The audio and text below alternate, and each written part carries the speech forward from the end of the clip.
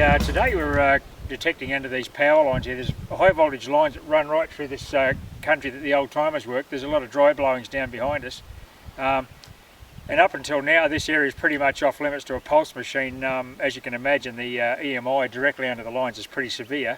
With me today is Campbell. He's a professional prospector from WA. He's well known in prospecting circles over here.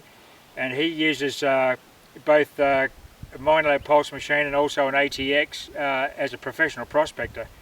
What we want to illustrate here is the applications that the ATX can be used in that you can't use a GPX. This is a 4500, Campbell. Yeah, 45. Yeah, and what Campbell's going to do is set it into his normal prospecting mode and see if he can get stable operation under the power lines, or put it on a setting where he can get some stable operation and see what he has to sacrifice in the way of sensitivity and target reaction. And then we'll do the same with the ATX, and we'll have a crack at, because there's a lot of rubbish, there's a lot of targets under these lines, but if we have the patience to work them with a quiet machine, we might be rewarded with a bit of gold. So we'll have a look at it. Campbell's starting up. Yeah, I'll turn her on and we'll get it started up and see if we can get this thing stabilised.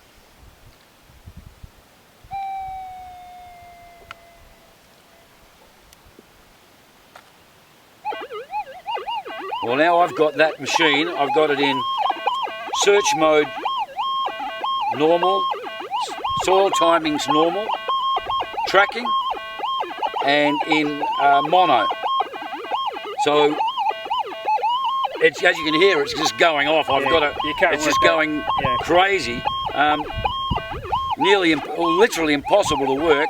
In my backboard, I've got my settings on volume limit 12, mostly factory settings, and I work mostly in special extra. Yep. That's the ones I mainly use, because that really grabs those little bits. Yeah, that's your and I never usually have any trouble with those little bits. It's hard even to hear over this, isn't it? Yeah, it's just totally out of control. So all my backboard settings are on factory settings. Which you normally use when you're prospecting. Where I normally use where I'm prospecting all the time. Yeah, yeah. Because I've been doing this over 30 years, so I know what I'm talking about. So the only way I can get this to stable down is to switch it into special, which, as you can hear, it's just dropped it completely. Yeah. And that's dead quiet.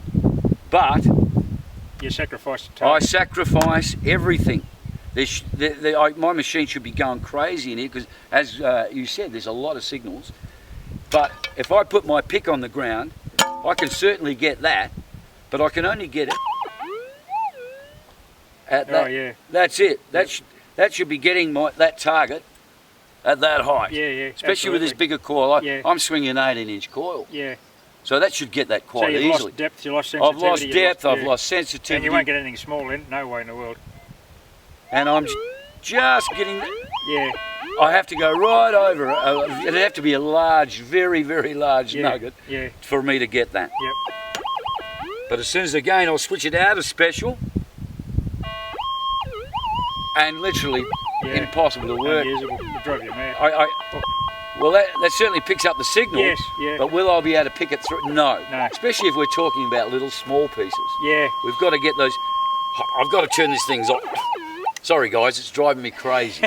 Well, the thing is with that, the threshold is warbling inconsistently. Totally. With the ATX, we do get a bit of chatter under here. I have to dumb down the sensitivity. I'll demonstrate that in a minute. But what I get is a constant warble. So instead of having a steady threshold, I've got a warble, and you can actually pick the targets out of the noise. Whereas, because it's a consistently pitching noise, whereas that's just all over the shop. It's just all over the place. Yeah. It's impossible to pick a small target. Yeah. And let's face it, there's not many big targets left like that. No. They're very hard to find. No. So they might be under these power lines because they might be because no one else could work. Yeah. But unfortunately, anything small, you're not going to. Not a hope. No hope. Okay. So this gives us an opportunity to at least give it a good test with the ATX and see what we come up with. Well, like I said,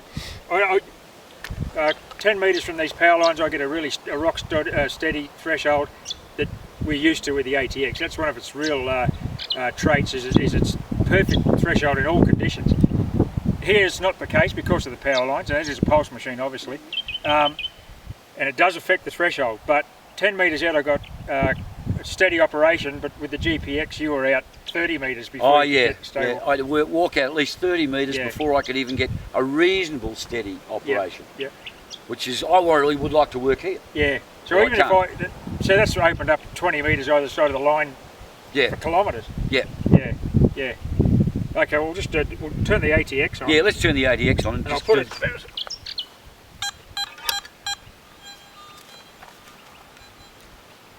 Okay. I've got that on sensitivity 9. We'll go to 10. Now you can hear a little bit of warbling there. It's not screaming like the GP was. Now, Definitely not. if I start scanning,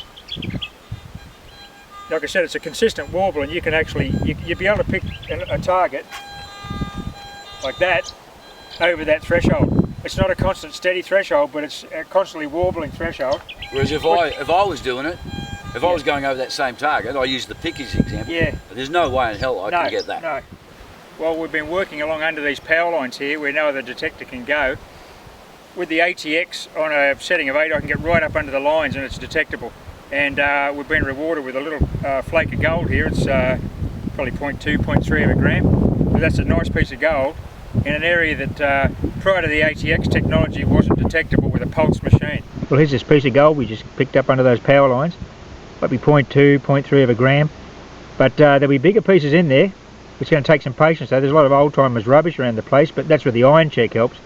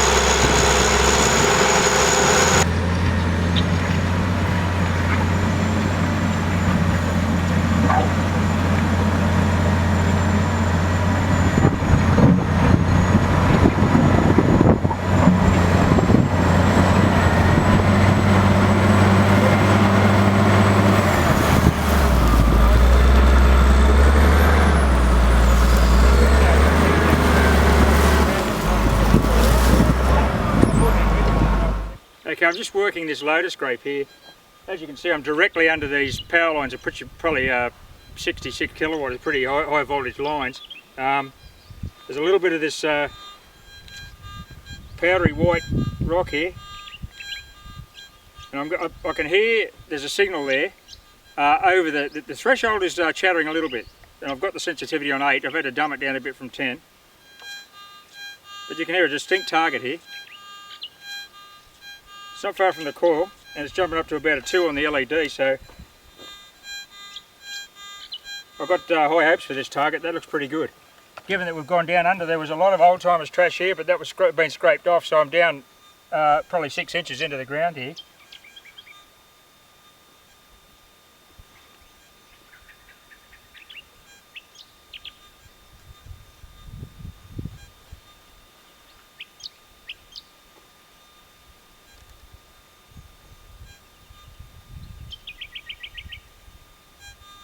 Okay, I've got it in my hand.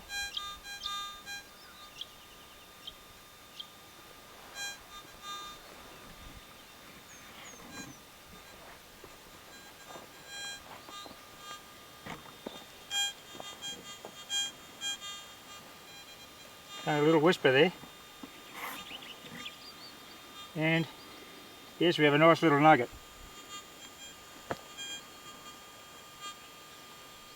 So that's come out of this hot ground, this hot red soil under these power lines on a lower sensitivity setting than I'd normally prospect in.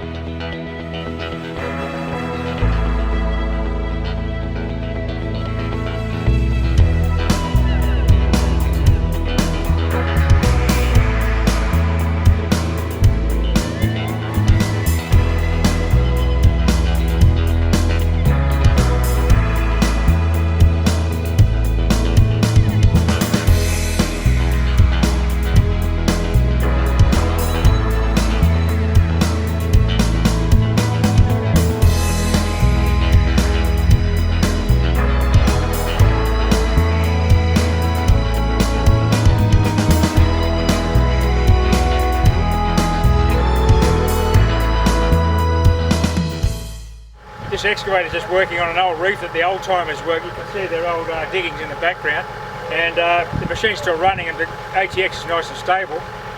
It's a pretty good specimen gold in this big rock here. The target response there, and down there. Get a really good signal off this great big chunk of rock here, so we'll break all that up and we'll get the gold out of it. You pick the sound up with that, or you can't? Yeah, go nuts. Right, I'm going to break it open and have a look.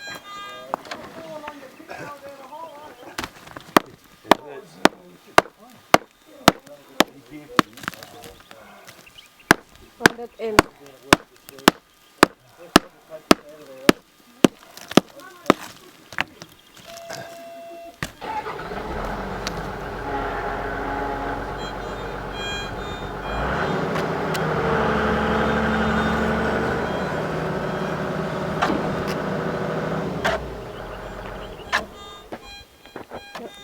A little bit of that there. Maybe. Might be something underneath there. Yeah, that's right. No, there's something in there.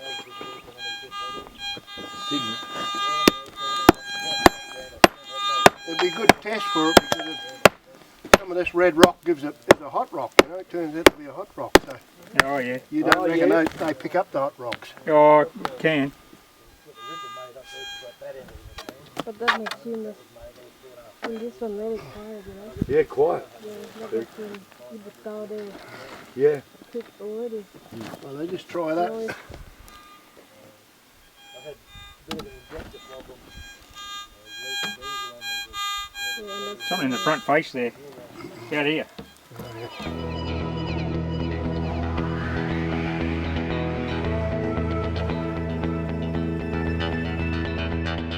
Okay, we just scratched a bit of ground here, and I've got a nice target response.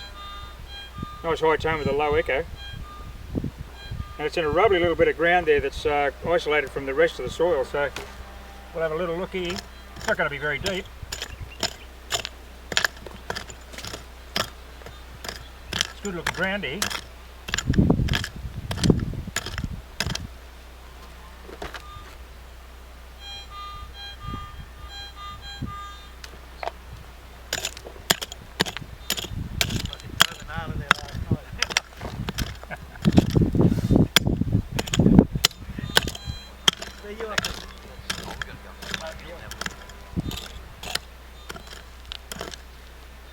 We're down about 4 inches here.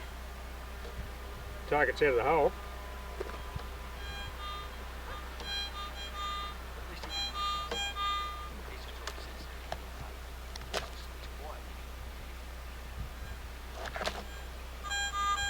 And it's an old timer's button.